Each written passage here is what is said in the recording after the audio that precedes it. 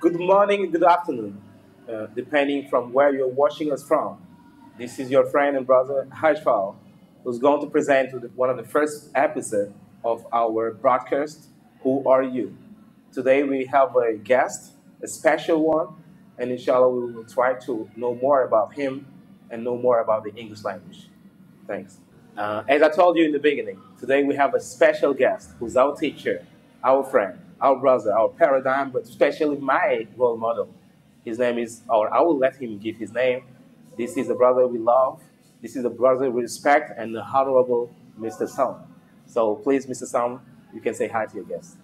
Hi, Mr. Fal, and thank you for this interview. I am Mr. Sam, teacher of English in Pekin High School, but at the same time, I am in David Job Mendes, and I have been teaching here too for uh, more than 10 years. Okay, this is just what I would like to tell about my presentation. Yeah, thank you for this fruitful presentation. I just wanted to tell you, I just wanted you to share with our guests, our those who are watching us, about your background, your professional background. Okay, I was born in Gai Meke. Maybe you know Meke. Yeah. Meke is uh, in the region of Chess, and I did uh, my elementary,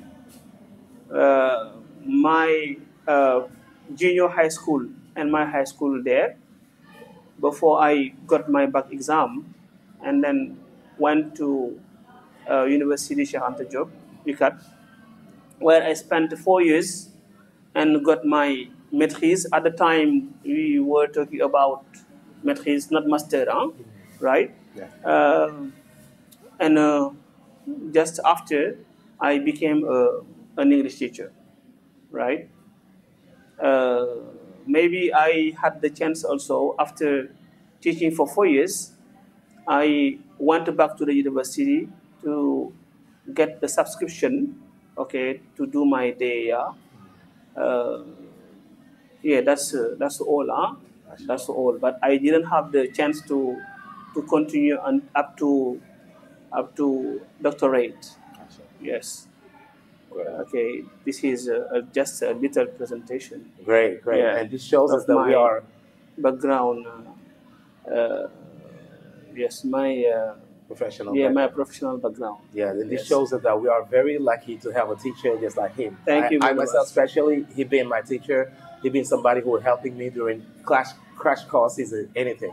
Anytime you choose to have a profession, for example, you decide to be a doctor or a teacher or a mechanic, there is something that motivated you, right? So we will ask you today, what is the thing that motivated you? What made you want to become an English teacher? Yeah, that question is very complicated, but I will try to answer to it anyway.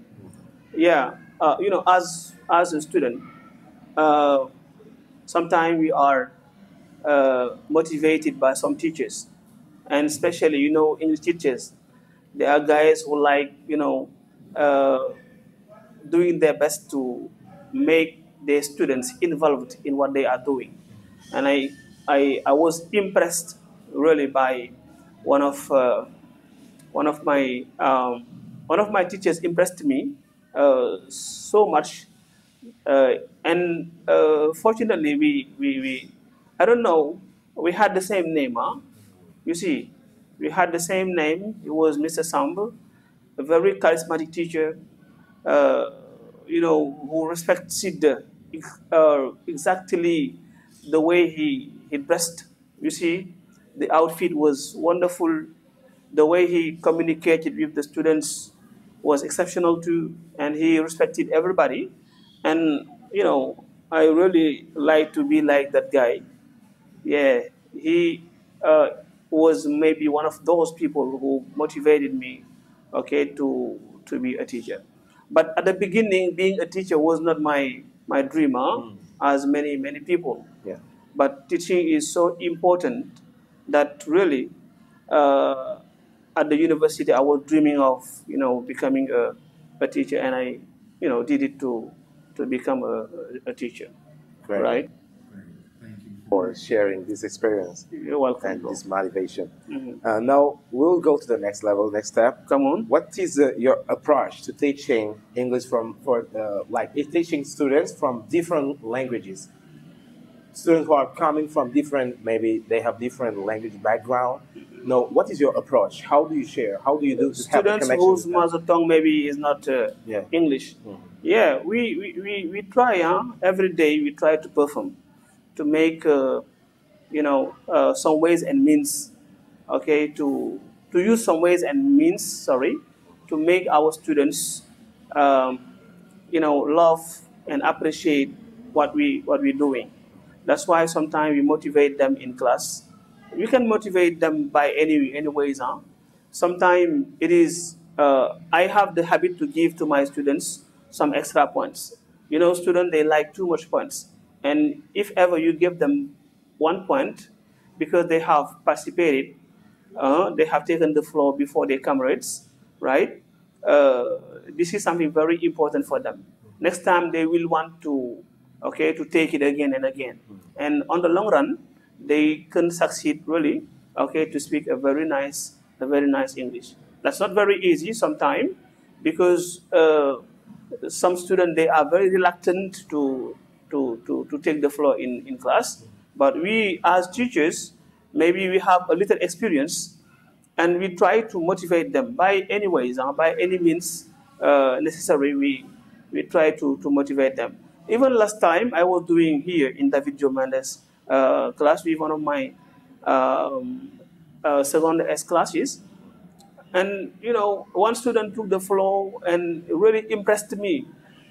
When I was taking money from my pocket, I even, I was so happy that I did that because simply this student impressed me.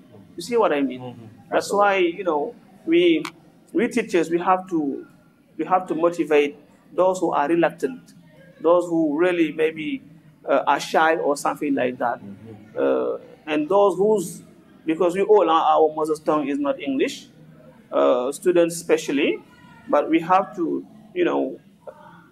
let them, okay, or give them the possibility to, okay, to express themselves by, okay, motivating them, by giving them points, by giving them money, by giving them some tools or something like that. That can be very important for students. Yes, very. This is just we can learn from what you say. We as teachers, but also students, they can learn from what you say. Yes, that's it. And I came across with one of your students who told me at the beginning I was shy. I could not speak. I didn't want to speak English in class. But thanks to Mr. Sam, no, I'm making efforts. And I was like, when I see Mr. Sam, I'll ask him, what is the secret? How can you do to motivate this kind of? Because there are some students, that's the next question, who will never make, no, not will never, but they don't make progress. They are always, their level is very weak. Yes. When you feel that there is a teacher who will make efforts, and these students who didn't make progress, you start progressing, will start speaking the language, will start making efforts, start loving the language. Now, what is the secret? How do you guys, as teacher, motivate this kind of students? Thank you for the question, Mr. Fat, once again. But I say always that teaching is variety. Yeah. Teaching does not mean that, especially we English teachers or language teachers, we have not to do the same things every day. We have to vary activities. And some students they like activities that maybe that don't require grammar and stuff. And if you do it, they may be involved in the activity. There are some students, maybe they are not so good at grammar, but if you change it, you vary activities, you do this or that, okay, they can really participate. And at this level, you're gonna see that, grammar is not only the language. We have also to teach any kind of things that we think will maybe motivate our students to take part in what we're doing as teachers. You see what I mean? Yeah. That's it. Great. Thank you for these lessons. We're always learning from you. Are you familiar with the new technology? Yes, I am. And do you connect these new Yes. canals with your teaching Yes. at school? Yes. How do you do that? Basically, here in David Job, because here is a very fantastic school where you can find everything that you need, okay, to make your students like what you're doing. We use computer, we use our cell phone. Sometimes we go upstairs in the big room, okay, to make our students watch a video. And after the video watching, we create a debate. Students here, they know me for maybe debates that I organize. Even in my, you know, lower six classes or maybe the fifth forms, I organize a lot discussions, because discussions will allow the students, to better their level of expression. Because here, what we notice today is that people do not focus on, debates or presentations. They just focus on grammar, and the language is not grammar only. We have to know that. We have to vary activities, and if we do it, students, okay, because I always tell to my student that in any student there is something that is sleeping, right? And it is up to the teacher who is going maybe to make what is sleeping in the inner side of the student, okay, get out. Understand what I mean? And if you do, you will see that students are very skillful. They can do many things. Organize a debate and try to make those who maybe never participate in the class. Once they participate, you will see that these guys, he had something in his inner side, but maybe he was reluctant, or he had problems. Maybe he was shy or something like that. Okay, not to take the floor. Now, once he takes the floor, you will see that this student has some skills. Absolutely, they are really skillful. That's why I myself I insist on that. Sometimes students they are not serious. They know that we like debates, and sometimes they want to abuse. But this I will not accept it. Right? Great. Yeah, and thank you, because we can witness that your students in Civil SR, they speak a very good English, and they told me it's because we always go upstairs in the big room and having presentations there, and you tell them that don't care about making mistakes. Make mistakes. Part of us. Absolutely. Yeah. So now we are in our end. So I just ask you to share maybe an anecdote from your teaching career, something that you would like to. I have too many anecdotes, because I have been teaching for some years now, even though I get a little experience. The one I can share with you is one day here in David Joe Mendes. In Tamna, there are one student who's, I'm not going to give the name, but that's a lady. Yeah. Ladies are very terrible, huh? Absolutely. Yeah. One day I was doing class, and it was, I think, a text, the text that I was reading. After reading, when reading, I came across a word that was very difficult for me to pronounce. Yes.